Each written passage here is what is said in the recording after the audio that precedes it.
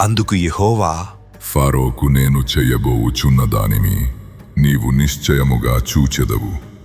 బలమైన హస్తము చేత అతడు వారిని పోనిచ్చును. బలమైన హస్తము చేతనే అతడు తన దేశములో నుండి వారిని తోలివేయును అని మోషేతో అనెను. మరియు దేవుడు మోషేతో ఇట్లనెను, నేనే యెహోవాను. నేను సర్వశక్తిగల దేవుడను. పేరున అబ్రహాము, ఇస్సాకు, యాకోబులకు ప్రత్యక్షమైతిని కాని యెహోవా అను నా నామమున నేను వారికి తెలియబడలేదు. మరియు వారు పరవాసము చేసిన దేశమగు కనాను దేశమును వారికిచ్చుటకు నా నిబంధనను వారితో స్థిరపరచితిని. ఐగుప్తీయులు దాసత్వమునకు లోపరచియున్న ఇశ్రాయేలీయుల మూలుగును విని నా నిబంధనను జ్ఞాపకము చేసుకొనియున్నాను. కాబట్టి నీవు ఇశ్రాయేలీయులతో ఈలాగు చెప్పుము, నేనే యెహోవాను. నేను ఐగుప్తీయులు మోయించు బరువుల క్రింద నుండి మిమ్మును వెలుపలికి రప్పించి వారి దాసత్వములో నుండి మిమ్మును విడిపించి నా బాహువు చాపి గొప్ప తీర్పులు తీర్చి మిమ్మును విడిపించి మిమ్మును నాకు ప్రజలగా చేర్చుకొని మీకు దేవుడనయ్యుందును. అప్పుడు ఐగుప్తీయుల బరువు క్రింద నుండి మిమ్మును వెలుపలికి రప్పించిన మీ దేవుడనైన యెహోవాను నేనే అని మీరు తెలిసికొందురు. నేను అబ్రహాము, ఇస్సాకు, యాకోబులకు ఇచ్చెదనని చెయ్యి ఎత్తి ప్రమాణము చేసిన దేశములోనికి మిమ్మును రప్పించి దాని మీకు స్వాస్థ్యముగా ఇచ్చెదను. నేను యెహోవాను అని చెప్పుమనగా మోషే ఇశ్రాయేలీయులతో అలాగు చెప్పెను.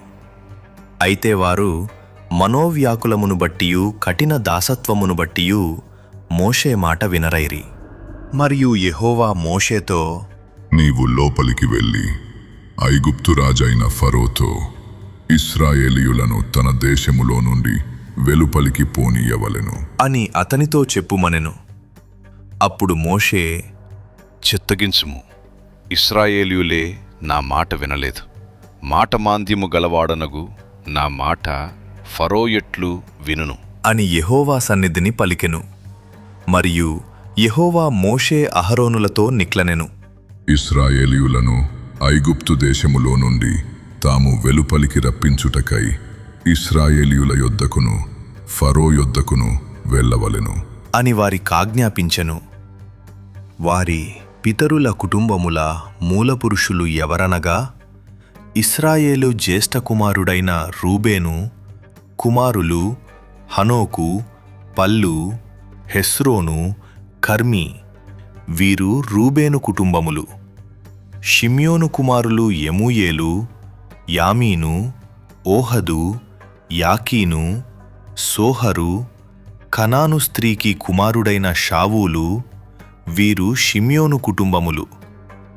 లేవి కుమారుల పేరులు వారి వారి వంశావళుల చొప్పున ఏవేవనగా గెర్షోను, కహాతు, మెరారి. లేవి 137 బ్రతికెను. గెర్షోను కుమారులు వారి వారి వంశావళుల చొప్పున లిబ్నీ, షిమీ. కహాతు కుమారులు అమ్రాము, ఇస్హారు, హెబ్రోను, ఉజ్జీయేలు. కహాతు 133 బ్రతికెను. మెరారి కుమారులు మహలిమూషి. వీరు తమ తమ వంశావళుల చొప్పున లేవి కుటుంబములు. అమ్రాము తన మేనత్తయైన యోకేబెదును పెండ్లి చేసుకొనెను. ఆమె అతనికి అహరోనును మోషేను కనెను. అమ్రాము 137 బ్రతికెను. ఇస్హారు కుమారులు కోరహు, నెపెగు, జిక్రి. ఉజ్జీయేలు కుమారులు మిషాయేలు, ఎల్సాఫాను, సిట్రి. అహరోను అమ్మీనాదాబు కుమార్తెయు నయస్సోను సహోదరియునైన ఎలీషెబను పెండ్లి చేసుకొనెను.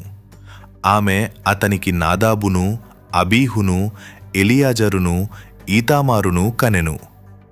కోరహు కుమారులు అస్సీరు, ఎల్కానా, అబీయా, సాపు. వీరు కోరహీయుల కుటుంబములు. అహరోను కుమారుడైన ఎలియాజరు పూతియేలు కుమార్తెలలో ఒకతెను పెండ్లి చేసుకొనెను.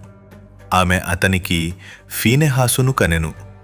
వీరు తమ తమ కుటుంబముల చొప్పున లేవీయుల పితరుల మూలపురుషులు. ఇశ్రాయేలీయులను వారి సేనల చొప్పున ఐగుప్తు దేశములో నుండి వెలుపలికి రప్పించుడనని యెహోవా ఆజ్ఞాపించిన అహరోను మోషేలు వీరు.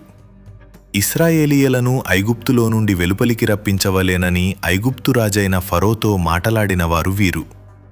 ఆ మోషే అహరోనులు వీరే. ఐగుప్తు దేశములో యెహోవా మోషేతో మాటలాడిన దినమున యెహోవా, నేను యెహోవాను.